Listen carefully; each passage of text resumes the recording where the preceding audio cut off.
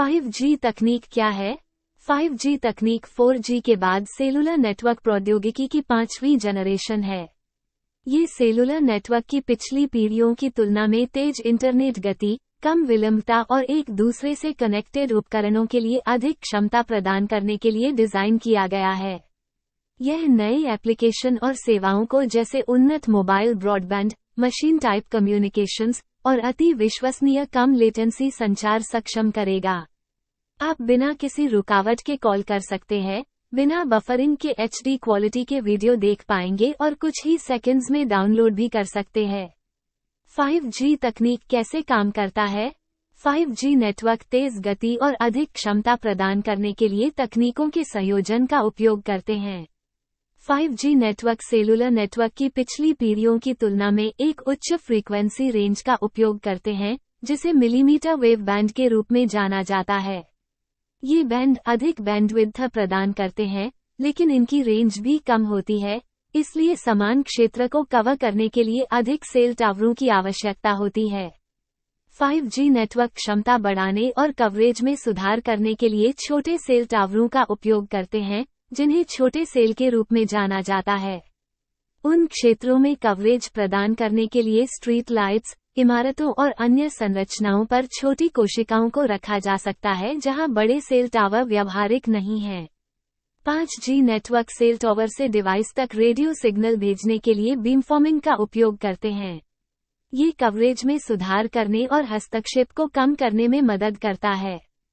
5G network बड़े पैमाने पर मीमो यानी मल्टीपल इनपुट, मल्टीपल आउटपुट नामक तकनीक का उपयोग करते हैं ताकि उन उपयोगकर्ताओं की संख्या बढ़ाई जा सके जिन्हें सिंगल सेल टावर द्वारा सेवा दी जा सकती है।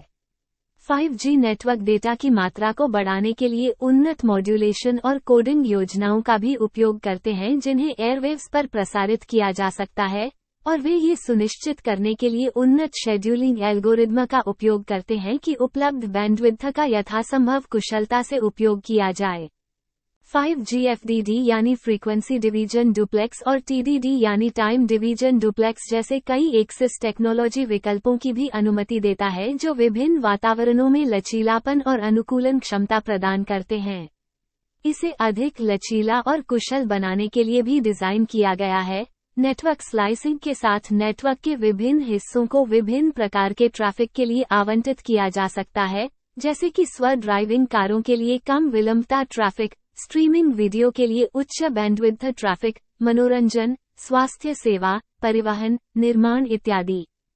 5G नेटवर्क को 4G नेटवर्क की तुलना में तेज इंटरनेट गति प्रदान करता है।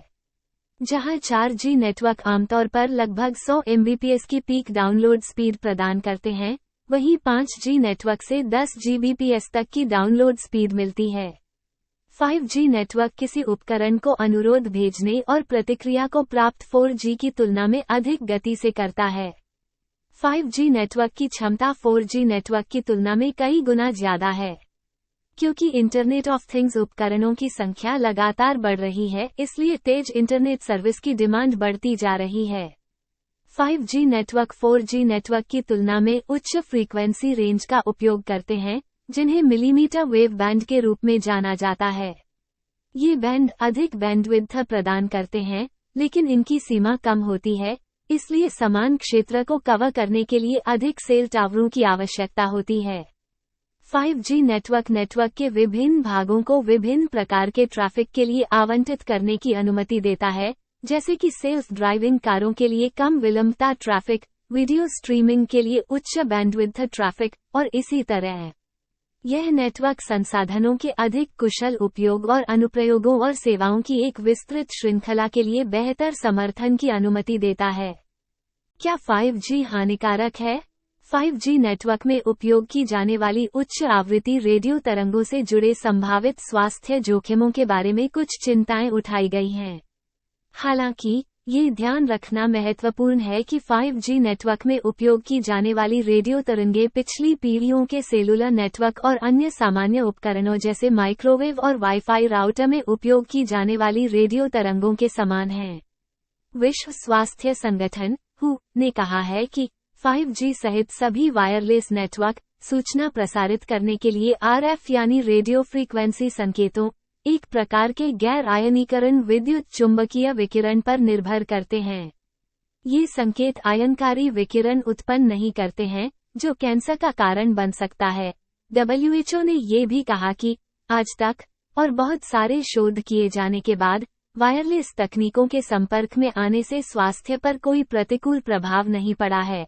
ICNIRP ने रेडियो फ्रीक्वेंसी क्षेत्रों के संपर्क के लिए दिशानिर्देश भी प्रकाशित किए हैं और इन दिशानिर्देशों को यूरोपीय संघ और संयुक्त राज्य अमेरिका सहित कई देशों द्वारा अपनाया गया है।